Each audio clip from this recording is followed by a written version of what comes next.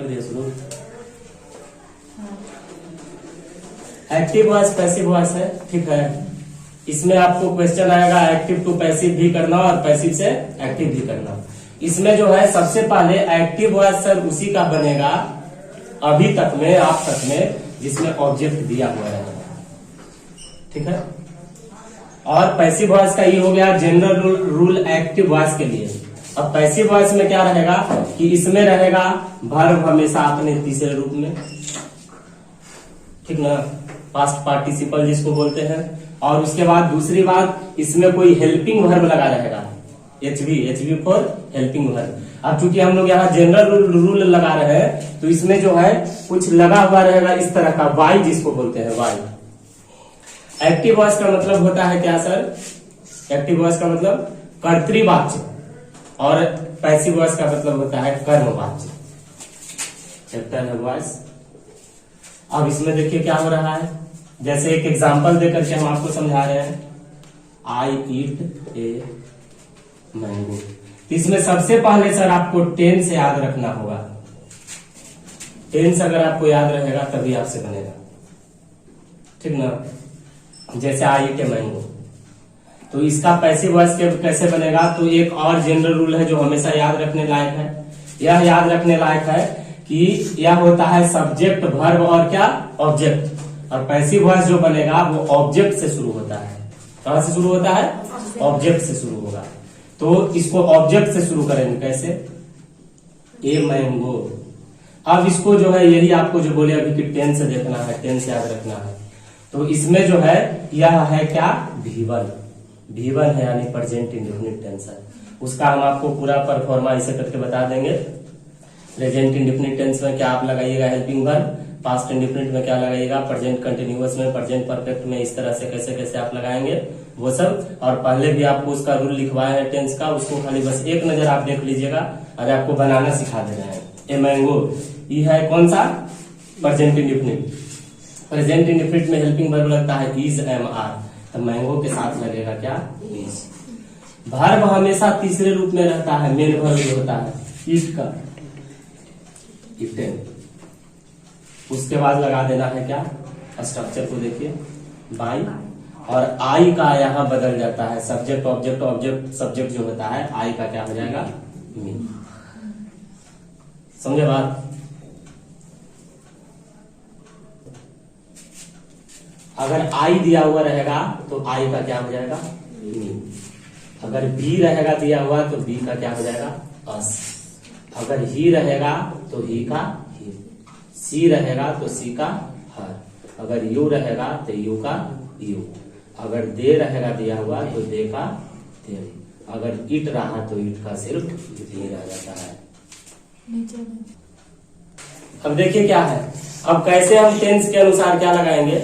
जैसे अगर किसी में दिया हुआ रहेगा V1 तो उसको हम हेल्पिंग वर्ब क्या लगाएंगे? Is, M, are. सब्जेक्ट को देखते हुए ही, सी, इट अगर रहेगा फर्स्ट पर्सन थी, सिंगुलर नंबर अगर रहता है तो उसमें उसके साथ हम इज लगाएंगे। बी, यू वगैरह, दे, प्लूरल ये सब रहता है तो उसके साथ आर लगाएंगे। और सिर्फ एक आई है जिसके साथ क्या लगाते हैं? एम लगाते हैं। अगर यह V2 में दिया हुआ रहेगा तो उसके साथ आप क्या लगाएंगे? वाज वेयर का प्रयोग करेंगे पैसिव में। अगर V3 रहेगा तो हैज, हैव, हैड और साथ में क्या लगाएंगे? बीन का प्रयोग करेंगे। और अगर वर्ब में ing रहेगा तो उसके बदले क्या करेंगे? बीइंग करेंगे। तो ये सब तो कर देंगे, लेकिन जो मेन वर्ब है, मुख्य वर्ब है, मुख्य क्रिया जो आपको ये दिख रहा है, इसको हम क्या करते हैं? जो मुख्य क्रिया है उसको क्या करते हैं? उसको V3 में बदल देते हैं। शुरू में ही नहीं बताए, मुख्य क्रिया को क्या करते हैं? V3 में बदल देते हैं। जैसे एक एग्जाम्पल यहाँ पर देखिए, ये पूरा का जो है एक में आपको बता दे रहे हैं। He has gone to Patna, ठीक ना। He has gone to Patna. अब इसमें देखिए ये क्या है सर? V3 के साथ हम क्या लगाते हैं? Has, have, had plus Cauchy में बी। तो देखिए सबसे पहला नियम क्या होता है? ऑब्जेक्ट को सब्जेक्ट बना दिया जाता है। पटना को लिख दिए पटना। अब जो ये V3 है इसके बदले क्या करते हैं? हैज, हैव, हैड प्लस क्या? बीन। तो इसके साथ यहाँ क्या पहले से लगा हुआ है? हैज। तो कर देंगे यही has been, Patna has been, हो गया। अब क्या करते हैं, तो मुख्य क्रिया को V3 में, तो V3 पहले ही से है तो इसको V3 वैसे ही लिख दिए गॉन। उसके बाद क्या लगाते हैं, बाई, बाई ना, और उसके बाद सब्जेक्ट ही, तो ही का अभी बदले थे ना, हमको जो होता है ही। हो गया इस तरह से। He was eating a mango, object क्या है, सब्जेक्ट है ना, इसमें भर गया है,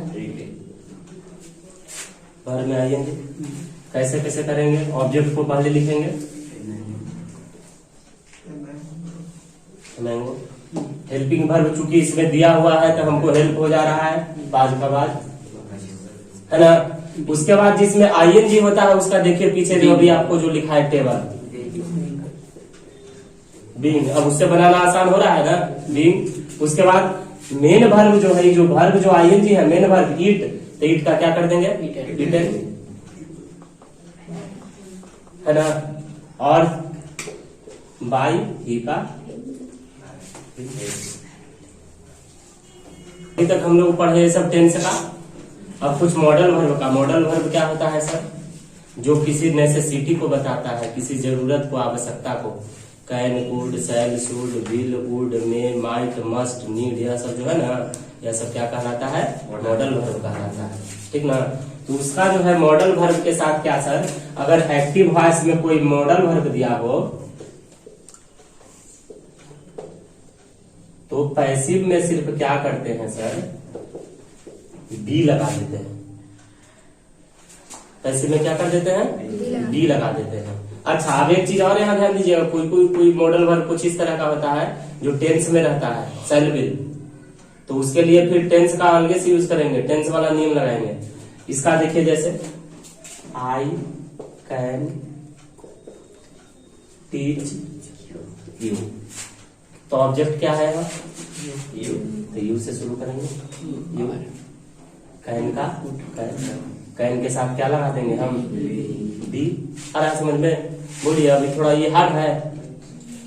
टीच का तीसरा रूप टाउट, TAUGST, टाउट। उसके बाद क्या लगाते हैं सर, बाय, आई का, कोई दिक्कत है। अब इसमें जो है एक टेंस का भी रहता है, जैसे देखिए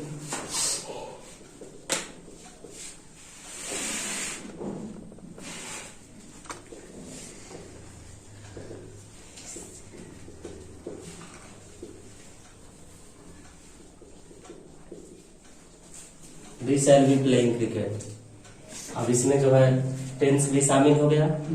तो सबसे पहले तो हम ऑब्जेक्ट से शुरू करते हैं, क्रिकेट। तब बी के साथ सेल लगा है तो क्रिकेट के साथ सेल सिर्फ आई और बी दो के साथ लगता है, बाकी सबके साथ बिल। बी अपने से हेल्प दिया हुआ है यहाँ से।